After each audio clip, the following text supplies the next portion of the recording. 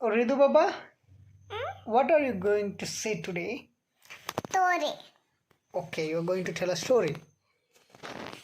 ಅವನು ಕುರಿ ಕಾಯಕ್ಕಂತ ಹೋಗಿದ್ದಂತೆ. Huh. ಅಮ್ಮ ಅವನಿಗೆ Huh. ಕಡಲೆಕಾಯಿ ಉದ್ಕೊತಿದ್ನಂತೆ. Okay. ಅವನು ತಿನ್ಕೊಂಡು ಕುರಿ ಮಾಯಿಸಕ್ಕಂತ ಹೋಗಿದ್ನಂತೆ. Okay. ಅದಕ್ಕೆ ಅವನು ಬಾವಿಯೊಳಗಿರೋದು ಕೇಳ್ಕೊಬಿಟ್ಟಂತೆ. Huh. ನಂಗೊಂಚೂರು ಕೊಡೋಣ Mm-hmm. ಅಂತ ಕೇಳಲಿಲ್ಲ. Huh.